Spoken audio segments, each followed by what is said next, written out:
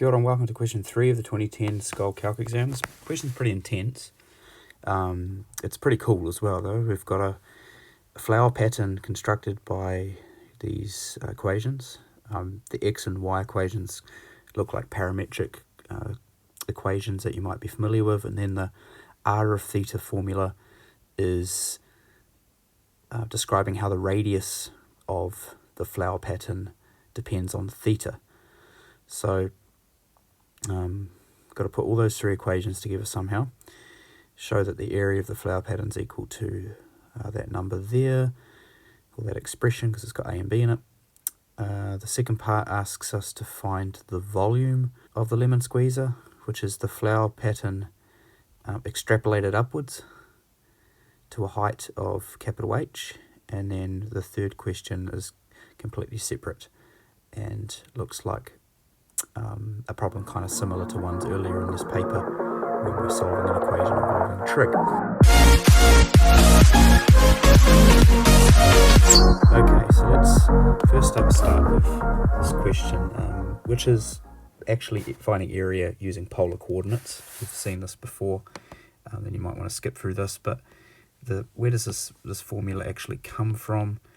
It comes from finding the area not left or right like we normally do, because normally we have a function and we find the area below it by integrating y with respect to x. But oh no, we're not doing that in this one, where we've got some function where the radius depends on theta.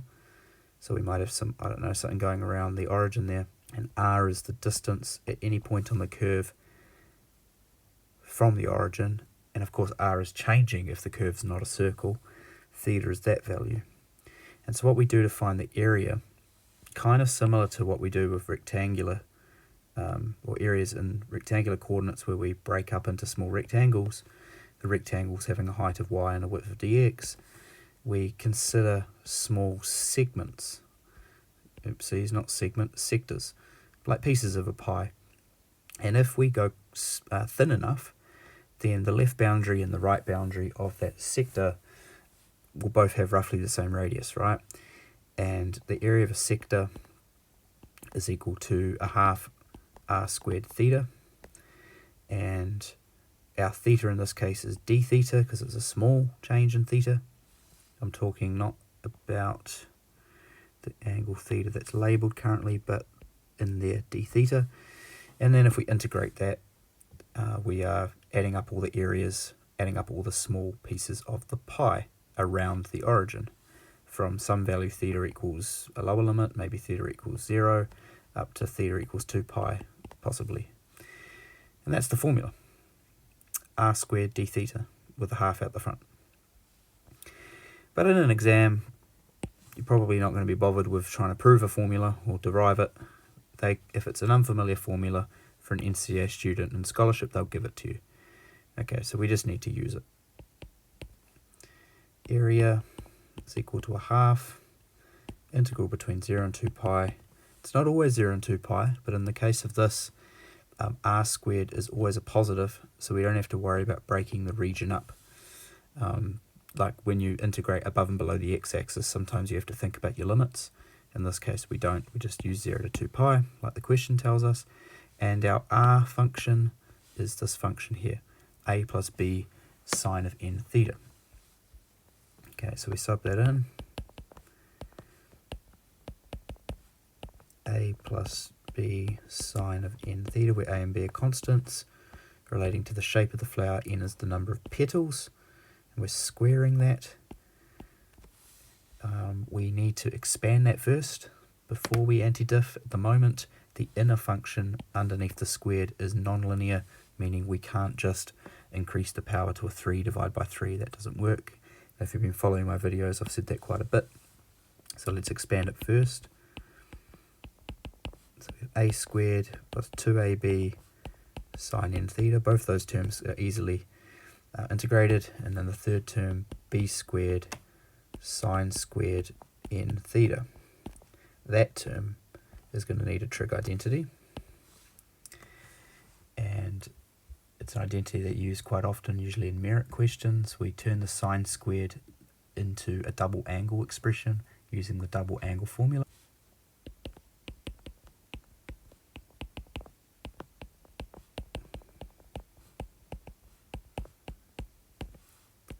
B squared sine squared n theta. I rearranged the double angle formula, so it's going to be 1 minus cosine of 2 theta divided, 2 n theta divided by 2.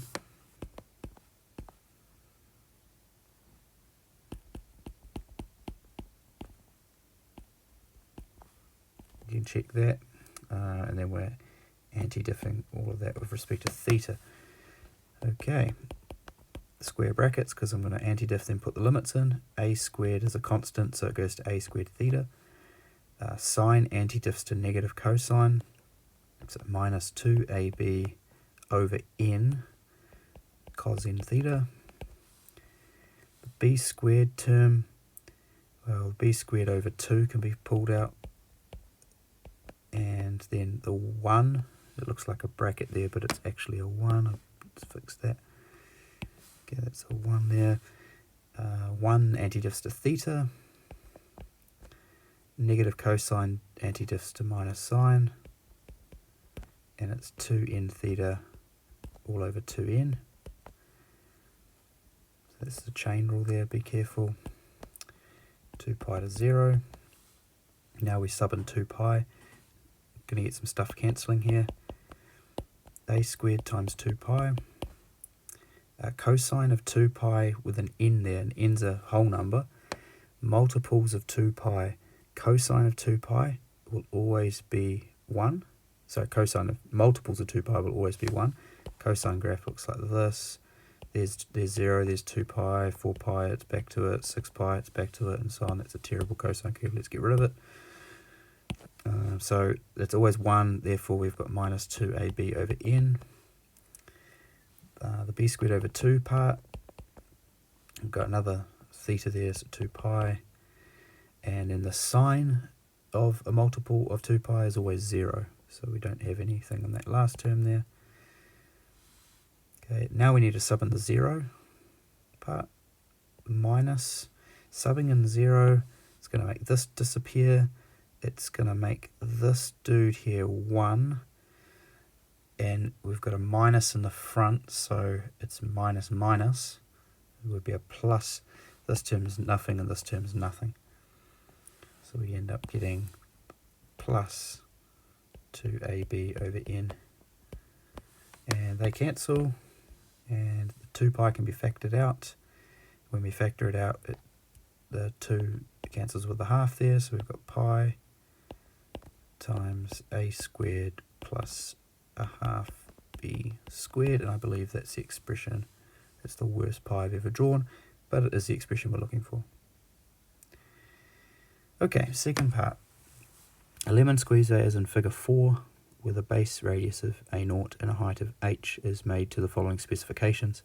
A couple of years ago when I was doing this problem with a group of students, shout out if you're watching, but I doubt they are. It turned out doing this problem that I had no practical sense of what a lemon squeezer actually looked like. And I made this on GeoGebra. I used the equations that were given, because the first thing is, it says here that A and B both now depend on the height, which makes sense because your flower pattern is governed by what A and B look like, and if you're making a 3D model of it, that's going to change. A and B will change as you go up in height to get the lemon squeezer kind of shape. So I chucked this into GeoGebra, and I'm just going to show you the diagram that I made. That's the final product, and it's pretty cool. And I mean, if you want the code to this, feel free to comment down below, and I'll send you a link. But this was not my first iteration of it. I actually had the sine stuff in the wrong place. If you can see there in that surface, there's a sine 7v term, which is inside the brackets on both of the first part and the second part. And I accidentally had that outside the brackets. So let's put it outside the brackets just for a bit of a laugh before we get into this maths. So I put the bracket in the wrong place. Really easy mistake to do. Let's have a look at what I got.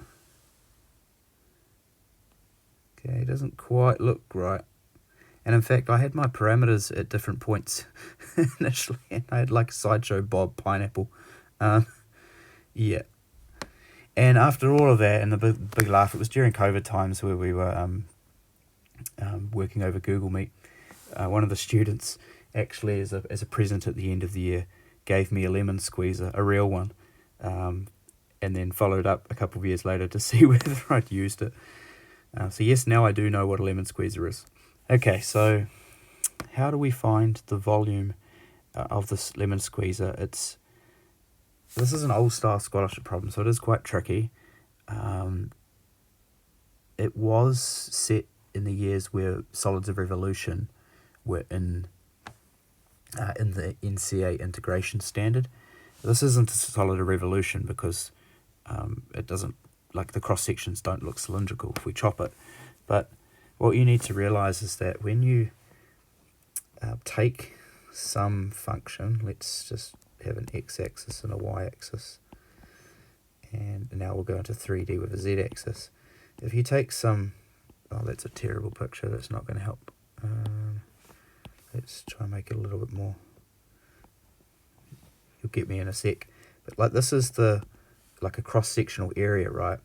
And if you multiply it by a small change in height, dh, then you've got like, I don't know, a slice of cheese kind of thing. And then if you integrate that area function upwards, the area function might change because, like pyramids exist and all sorts of other things, cones and whatnot.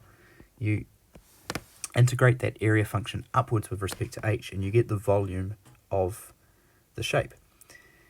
Okay, so what we need to do is take our area function that we've just derived, but substitute a and b in. No longer they're constants, but they're actually expressions in terms of height, and then integrate that with respect to h. That will give us our volume of the lemon squeezer. Okay, so volume is the integral from 0 to the top of the lemon squeezer of pi times by a squared, but a squared is now this random as expression,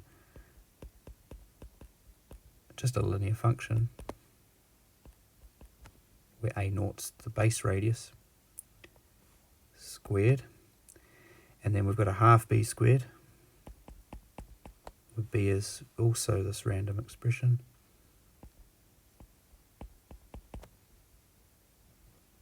and it's related to a. Oh my goodness, so there's like this looping thing here. A of h is that, and it's inside the b expression. Brilliant.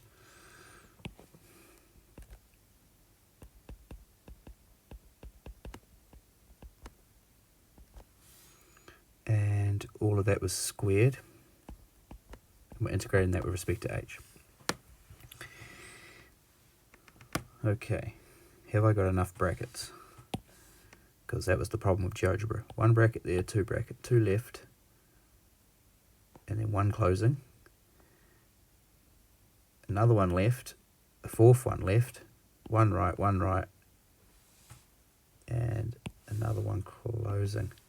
Okay, pi, let's pull the pi out the front. We've made some progress. What you need to realize is that that's first term there is a linear function inside the squared, because h, the capital H is a constant. It's the height of the lemon squeezer. A naught's a constant as well. So we can anti-diff that without having to expand it, unlike the term, the stuff above where it was trig and the inner function here was non-linear. So what I mean by that is if we just raise that power to a cubed, divide by 3, which is a third, and then we divide by the derivative of the inner function, which, being really careful, is minus a naught over capital H. So we're going to times by minus capital H over a naught, because we're dividing by that fraction, we times by the reciprocal.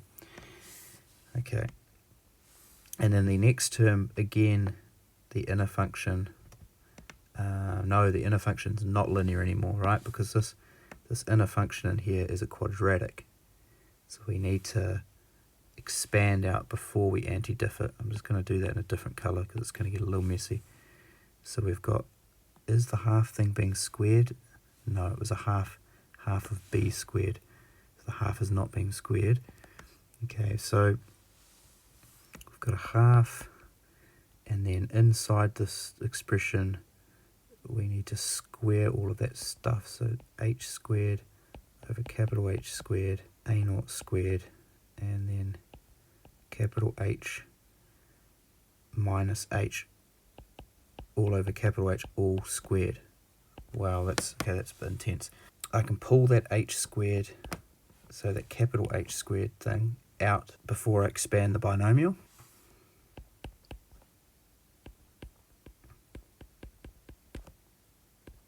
That's going to give h to the 4 in the denominator, and then expanding that binomial, capital H squared minus 2 capital H lowercase h plus lowercase h squared. Capital H, remember, is a constant, so, but lowercase h isn't, so I've got a naught squared over 2h to the 4, capital H to the 4, and then capital H squared lowercase h squared minus 2 capital H lowercase h cubed plus h to the 4. Now I can anti-diff that. A naught squared over 2h to the 4 times h squared h cubed over 3 minus 2h h to the 4 over 4 plus h to the 5 over 5. In between capital H and 0, which we're subbing into lowercase h. Alright, what does that give us? Subbing in capital H first. Going into there is going to give us 0. Going into there is going to give us capital H to the 5, another capital H to the 5, and another capital H to the 5. So we get pi times by the first term being 0, a naught squared over 2. I'm going to leave the h to the 4 because inside I'm going to get all these h to the 5s. That in that brackets I've got a third minus a half, third minus a half plus a fifth, all h to the 5, that's a 30th. On the outside of the thing, it's going to make it a 60th. And it's going to be h because the denominator there is h to the 4. Okay, now subbing in the bottom limit, the zeros. Does everything go to 0? Well, the whole last bracket does, but the first term doesn't. It goes to, remember, it's a minus when we're putting in the second limit, a third.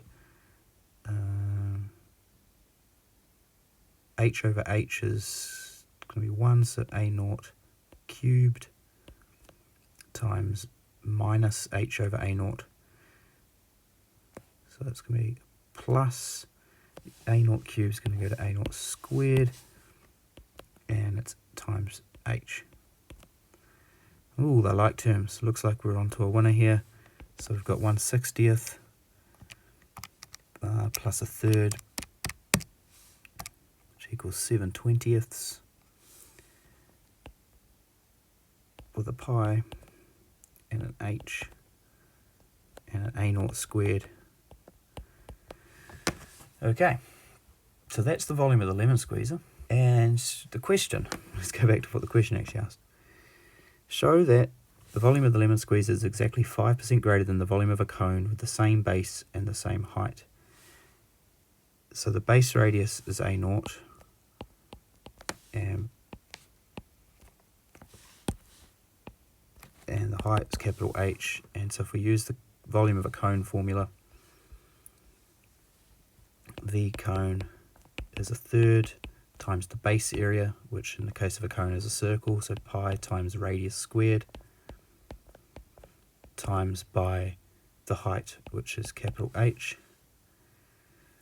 And looking at what we've got there, we've got a lot of similarity, right? We've got all of that the same and all of that the same. So we're just comparing 7/20ths to 1/3. The ratio 7/20ths divided by 1/3 gives you 21/20 or 1.05. And 1.05 tells us that it's 5% greater. So we're proven. Done. Happy days. Okay, part B. A question that's not about lemon squeezes. As I said, it is from an older scholarship paper, so the questions, some of them are quite tricky. And I think there's a lot more reasonable bite-sized stuff these days. There's also some really, really hard stuff, don't get me wrong, it's still pretty tricky, but okay, part B. Find the ranges of values of alpha in the interval 0 to pi for which the roots of the quadratic equation are real, where p is a constant. What you could do is just choose some values of alpha, substitute them into the equation, and then check if they've got real solutions. But there's also a p in the equation. There's another letter. P is a constant. So you could make up a value for p. You could say, I don't know, maybe 26, my favourite number. And then choose different values of alpha for that value of p and see whether you get real solutions or not. That could be a way of confirming you've got the right answer. But in this case, if we want real solutions to this quadratic equation, we need to use the discriminant. But the first thing is, the quadratic equation, I think they've done this on purpose. Like there's a sine alpha in there and there's a sine squared alpha, and you go, oh, okay, so the quadratic is in sine. But actually it's part of the coefficient. So we're not solving sine alpha equals to anything. We're just solving a quadratic equation for your standard value x. So make this here equal to your a, the p there and whole term there is going to be equal to your b, and that's your constant c. And just use the quadratic formula. X equals minus b plus or minus, I don't know why I'm actually doing this because I'm not looking for the solutions, I'm just looking at the range of alpha values that give real solutions. But anyways, I'll persist. B squared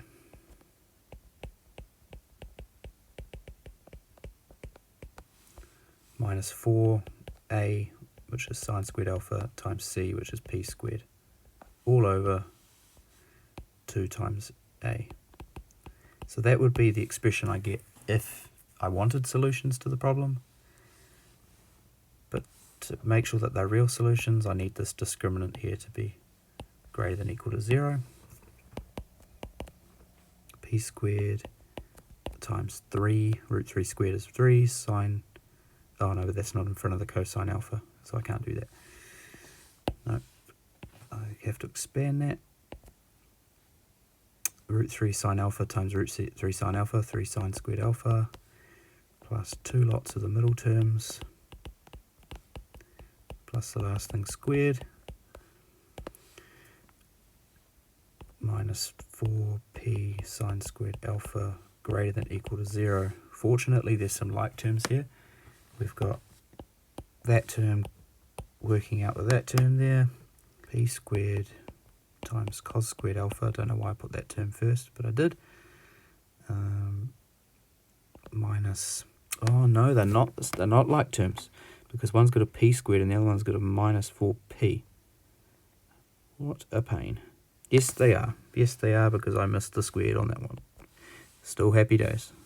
Okay, minus p squared sine squared alpha, and then plus 2 root 3 p squared sine alpha cos alpha greater than or equal to 0. I have no idea how to solve this. Inequalities are hard enough, but then this inequality's got trig in it as well.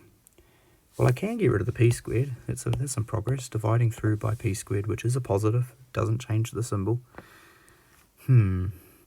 Oh, then you see it. Okay. Cos squared alpha minus sine squared alpha is the double angle formula for cosine.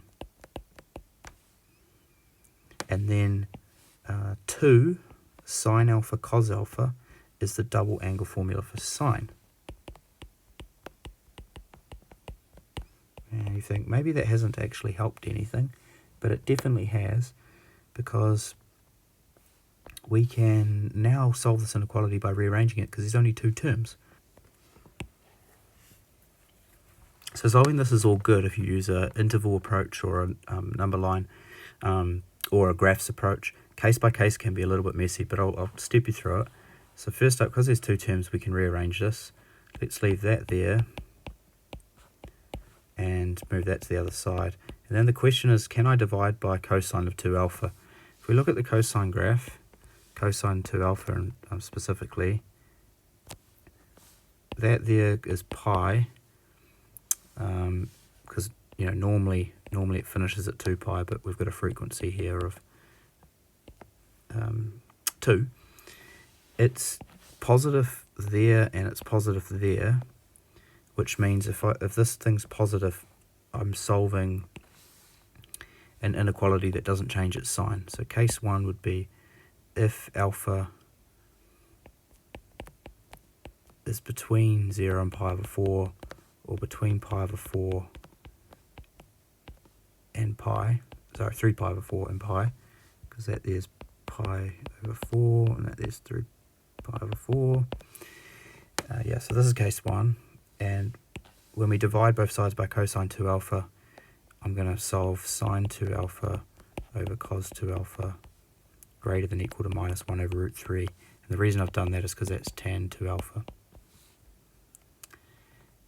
And I want to know, where does tan alpha, where does the tan alpha graph is above or equal to minus 1 over root 3. So drawing that graph looks something like this, with an asymptote that's normally at pi over 4. Normally at pi over 2, but it's at pi over 4 for this one. Normally the next asymptote that comes in is at 3 pi over 2, but in this case it's 3 pi over 4. And then we come back and finish at pi. If I stick the minus 1 over root 3 graph through down here, and bearing in mind that I'm only considering values for case 1 in between 0 and pi over 4, or 3 pi over 4 and pi, that's in this range here, and in this range here, it's clear I need to find the points where they're equal. So finding the points of intersection is the number line approach. You test all the critical values. Clearly 0 is a critical value because it's the left point of our region we're looking in. Pi over 4 is a problem as well because that's an asymptote. There's a point of intersection there which we can find by solving these equations equal to one another.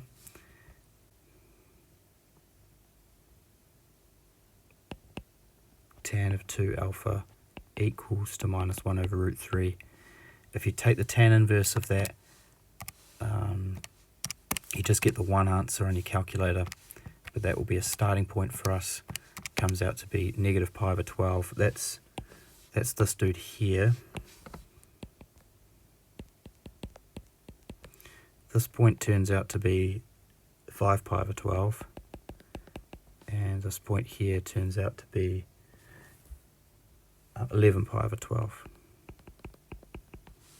Okay, so there are our critical values that go onto the number line as well. 5 pi over 12, 3 pi over 4, the other asymptote, and 11 pi over 12, and pi, the rightmost point. So in the pink region, which is in here and all of these bits, is that tan graph greater than or equal to minus 1 over root 3? Yes, it is in that range, and it is in that range, but no, not in that range. Now, case 2 is if, I've lost my term, if this dude here is negative, we're in between pi over 4 and 3 pi over 4. So pi over 4, 3 pi over 4, then we're solving tan of 2 alpha less than or equal to minus 1 over root 3. That's the case where the inequality flips around because we're dividing by a negative.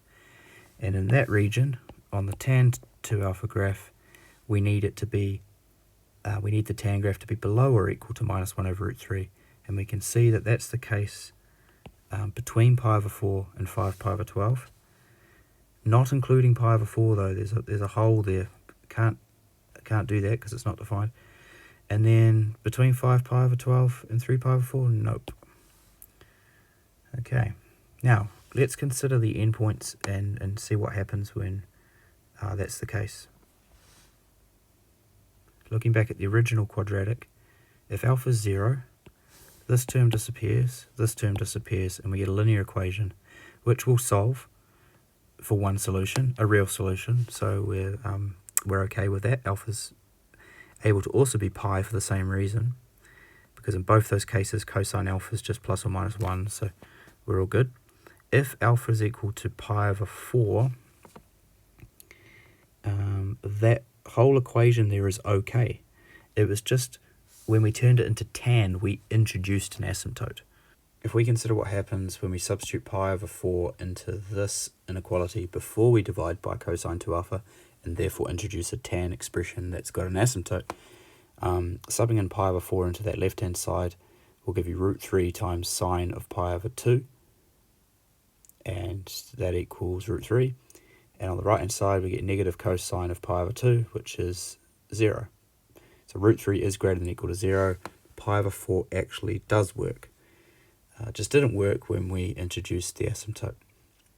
And that's the same for 5 pi over 4, is it? Sorry, I'm at 3 pi over 4, the other asymptote, except that's in an interval of crosses, so probably not. If I substitute 3 pi over 4 in, I've got sine of 3 pi over 2, which is negative 1, of negative root 3, greater than or equal to 0. No. So actually we just get another cross in the middle. Alrighty. Our final answer, intervals for alpha, just reading off the number line, we've got 0 up to 5 pi over 12. And then the second interval, we've got 11 pi over 12 up to pi.